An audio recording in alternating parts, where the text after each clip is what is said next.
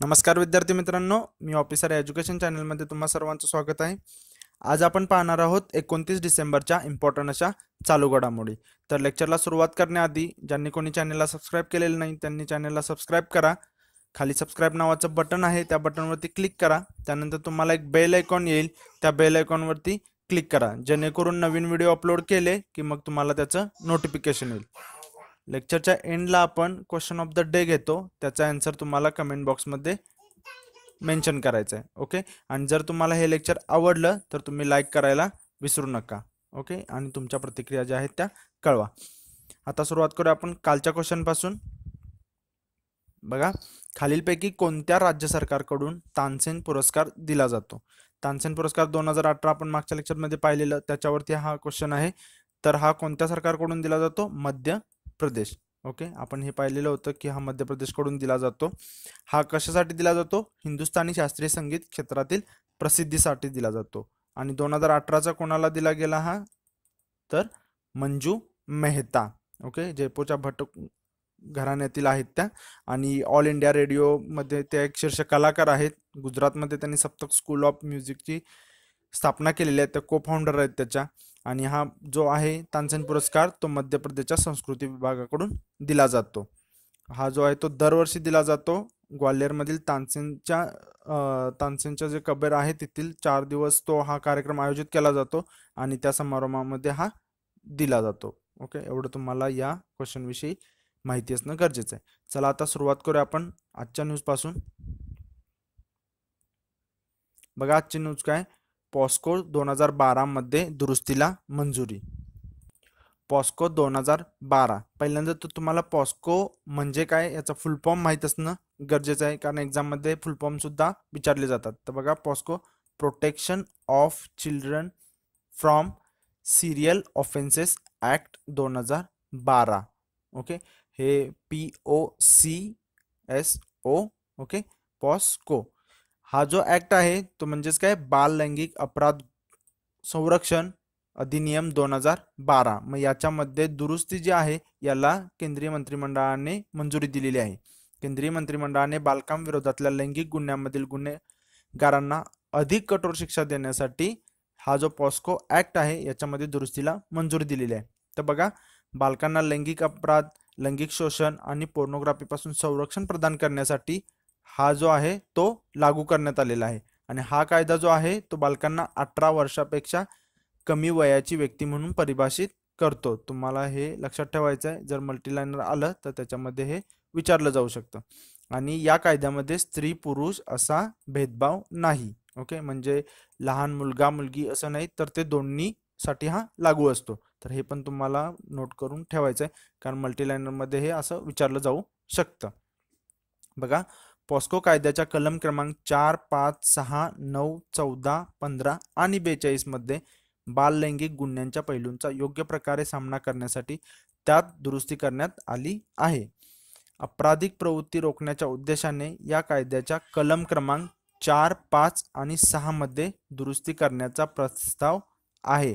Okay, तर बघा, आपराधिक प्रवृत्ती रोखण्याच्या उद्देशाने, तुम्हाला डायरेक्ट असा पण क्वेश्चन बनू शकतो की आपराधिक प्रवृत्ती रोखण्याच्या उद्देशाने पॉस्को ॲक्ट मधील खालीलपैकी कोणत्या कलमामध्ये दुरुस्ती करण्याचा प्रस्ताव आहे? मग त्याच्यामध्ये तुम्हाला कलम 4, 5, 6 तिन्ही दिले जाऊ शकतात, आणि सांग लास्ट पर्याय असू शकतो की वरील सर्व, किंवा मग बाकीचे, आणि मग याच्या 4, 5, 6 पैकी एखाद असू शकतो. ओके, मग त्याच्यामुळे काय होणार? मृत्यूदंडासह कठोर दंडाचा पर्याय उपलब्ध होऊ शकतो. ओके, पुढे अजून की आहे याच्याविषयी आपण बघू. तर बघा, नैसर्गिक संकटे, आपत्ती प्रसंगी बालकांना लैंगिक गुन्ह्यांपासून संरक्षण देण्याच्या उद्देशाने बालकांच्या जलद लैंगिक वाढीसाठी कुठल्याही प्रकारे हार्मोन किंवा रासायनिक पदार्थ देण्याबाबत या कायद्यातील कलम क्रमांक 9 मध्ये दुरुस्तीचा प्रस्ताव आहे. ओके, तुम्हाला एक कलम जस्ट नोट करून ठेवा. बालकांच्या अश्लील छायाचित्रणाच्या समस्येचा सामना करण्यासाठी पॉस्को ॲक्ट कलम क्रमांक 14 आणि 15 मध्ये दुरुस्तीचा प्रस्ताव आहे. बालकांच्या अश्लील छायाचित्रणाच्या समस्येचा सामना करण्यासाठी सेम काइंड ऑफ क्वेश्चन इथे पण बनू शकतो. मुलांचे अश्लील छायाचित्रण सामग्री नष्ट न केल्यास दंड आकारण्याची तरतूद आहे. व्यावसायिक वापरासाठी कुठल्याही बालकांचे अश्लील छायाचित्रण जवळ ठेवणाऱ्यासाठी कठोर शिक्षेची तरतूद आहे. ओके, हे जस्ट तुम्हाला पॉस्कोचा फुल फॉर्म आणि हे जे कलम आहेत ते अशा काइंड ऑफ तुम्हाला हे सर्व इन्फॉर्मेशन आहे ती इम्पॉर्टंट आहे. ओके, बघू पुढे. बघा पुढची न्यूज सुद्धा आहे ती म्हणजे बाल संगोपनाच्या रिलेटेडच आहे. तर बघा, जगन्नाथ आश्रम. हरियाणाचे मुख्यमंत्री मनोहरलाल खट्टर यांनी 25 डिसेंबर रोजी राज्यातील सर्व बालसंगोपन केंद्रांचे नामकरण जगन्नाथ आश्रम असे करण्याची घोषणा केलेली आहे. तुम्हाला वन लाइनर क्वेश्चन बनू शकतो की जगन्नाथ आश्रम म्हणजे राज्यातील सर्व बालसंगोपन केंद्रांचे नामकरण जगन्नाथ आश्रम असे करण्याची घोषणा खालीलपैकी कोणी केली आहे किंवा कोणत्या राज्याच्या मुख्यमंत्र्यांनी केली आहे, असा काइंड ऑफ क्वेश्चन बनू शकतो. तर ही कधी केली? ऑल इंडिया वैश्य फेडरेशनच्या महिला विभागाने आयोजित एका कार्यक्रमादरम्यान केलेली आहे. तर हे जे मनोहरलाल खट्टर आहेत त्यांचं म्हणणं काय होतं की सर्वच बालसंगोपन संस्था ज्या आहेत त्यांचं उद्दिष्ट जे आहे ते बालकांचा सर्वांगीण विकास हेच आहे. मग का ना त्याचं नाव जे आहे ते सर्वांचं जगन्नाथ आश्रम असं ठेवायचं, म्हणून त्यांनी ही घोषणा केलेली आहे. ओके, हरियाणाचे मुख्यमंत्री मनोहरलाल खट्टर. ओके, एवढं तुम्हाला या पॉईंट वन लाइनर क्वेश्चनसाठी हा इम्पॉर्टंट आहे. बघू पुढे.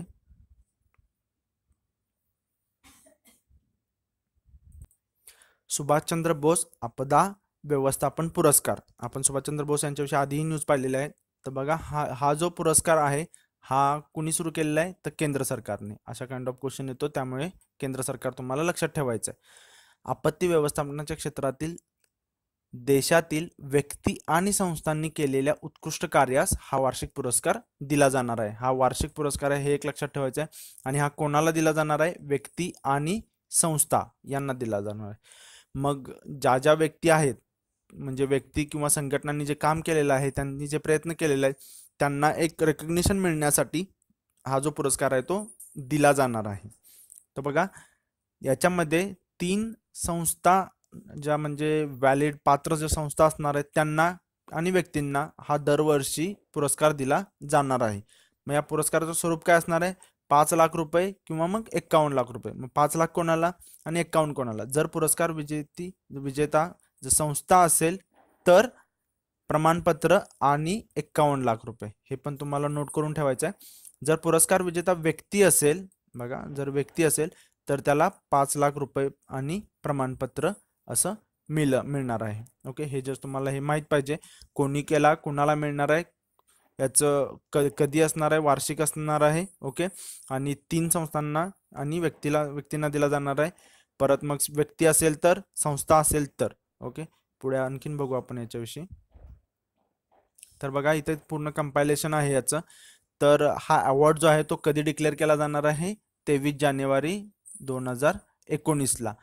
Indian individual and institution can apply. म्हणजे याच्यासाठी अप्लाय कोण करू शकतं?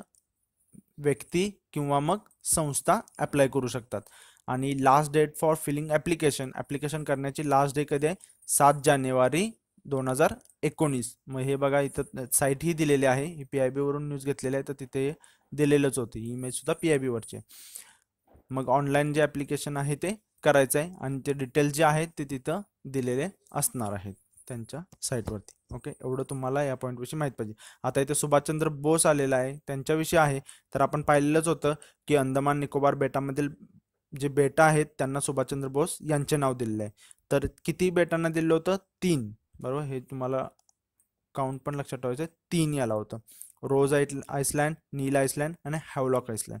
आणि त्यांची नावं सुद्धा लक्षात ठेवायचे. रोज आइसलँडला नेताजी सुभाषचंद्र बोस आइसलँड, त्यानंतर नील आइसलँडला शहीद द्वीप आणि हॅवलॉक आइसलँडला स्वराज द्वीप. ओके, त्याचबरोबर आपण पाहिलं होतं की 75 रुपयाचे नाणे सुभाषचंद्र बोस यांच्या शी रिलेटेड आहे, जे की त्यांनी पोर्ट ब्लेअर येथे तिरंगा फडकवला होता त्याला 75 वर्ष पूर्ण झाल्याच्या पार्श्वभूमीवरती. आणि ते 30 डिसेंबर त्यांनी 1943ला पोर्ट ब्लेअर येथे तिरंगा फडकवलेला होता. बरोबर, ज्याचं की वजन त्या कॉईनचं असणार आहे ते 35 ग्रॅम असणार आहे. ओके, एवढ्या गोष्टी तुम्हाला या पॉईंटवरून लक्षात ठेवायच्या आहेत. बघू पुढची न्यूज. विराटने मोडला 16 वर्ष जुना विक्रम. तर बघा हा जो विक्रम आहे तो काय आहे? परदेशात एका वर्षात सर्वाधिक धावा करण्याचा. तर विराट कोहलीने कुणाचा विक्रम मोडला? इंडियाची द वॉल असलेला राहुल द्रविडचा मोडलेला आहे. 16 वर्ष जुना विक्रम. तर राहुल द्रविडने बघा 2002 मध्ये 1137 धावा केलेल्या होत्या. तर विराट कोहलीने मग हा जो आहे तो विक्रम 11व्या कसोटीमध्ये हा मोडून काढलेला आहे. तर राहुल द्रविडने ज्यावेळेला 2002 मध्ये केला त्यावेळी राहुल द्रविडने 19 वर्ष जुना मोहिंदर अमरनाथ यांचा विक्रम मोडून काढलेला होता. ओके, हे पण तुम्हाला लक्षात ठेवायचं आहे.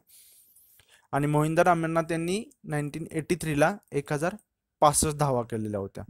ओके, मग तो राहुल द्रविडने मोडला आणि तो आता परत विराट कोहलीने मोडलेला आहे. आता हे क्रिकेटच्या रिलेटेड आहे. आपण नुकतीच न्यूज पाहिलेली होती की मयांक अगरवालने पदार्पणाच्या कसोटीमध्येच अर्धशतक झळकवलेलं होतं आणि तो दुसरा भारतीय फलंदाज ठरलेला होता असं करणारा.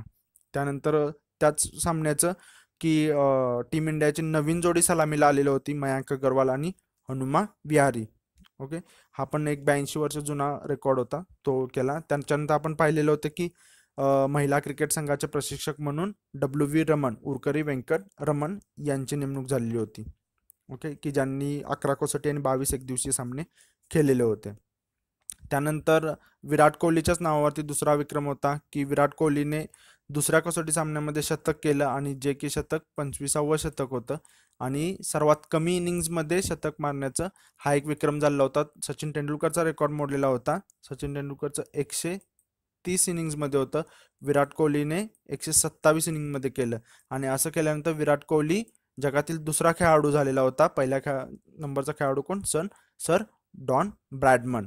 त्यानंतर आपण पाहिलेलं होतं की यासिर शहाच्या रिलेटेड होती, पाकिस्तानचा स्पिनर ज्याने की 82 वर्ष जुना विक्रम मोडलेला होता की कमीत कमी कसोटीमध्ये 200 गडी बाद करण्याचा विक्रम त्याने 33व्या कसोटीमध्ये हा विक्रम केलेला होता. बरोबर. आणि हा जो विक्रम होता तो पहिला कोणाचा होता? ग्लेरी क्रिमट, जो की ऑस्ट्रेलियाचा बॉलर होता, त्याच्या नावावरती होता. ओके, हे पण जस्ट तुम्हाला लक्षात ठेवायचं आहे. आणि मग जो भारताचा जो खेळाडू आहे तो कोण आहे याच्यामध्ये ते पण तुम्हाला जस्ट माहीत पाहिजे, कारण कदाचित तसंही विचारलं जाऊ शकतं. अश्विनने 37 सामन्यामध्ये केलेलं होतं आणि ग्लॅरी किमट होता 36 सामन्यामध्ये आणि याशिर शाह जो आहे तो 33 सामन्यामध्ये. ओके, एवढं तुम्हाला याच्याविषयी माहीत पाहिजे.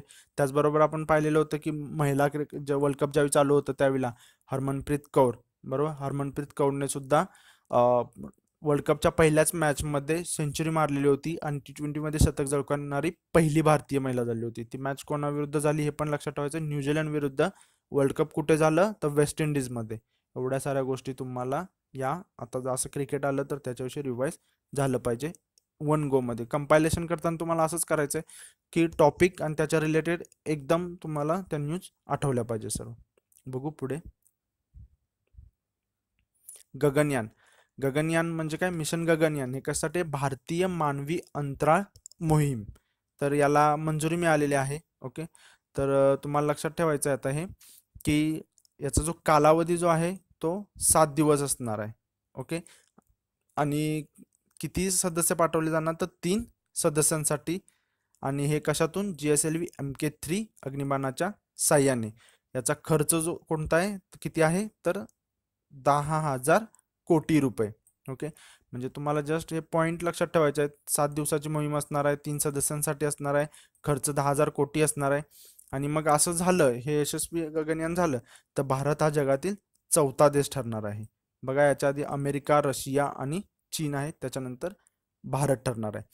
आणि ही जी मिशन गगनयान आहे ते पंतप्रधान नरेंद्र मोदी यांनी 72व्या स्वातंत्र्य दिनी लाल किल्ल्यावरून भाषण करताना याची घोषणा केलेली होती. ओके, एवढं तुम्हाला या गगनयानविषयी माहीत असणं गरजेचं आहे. ओके,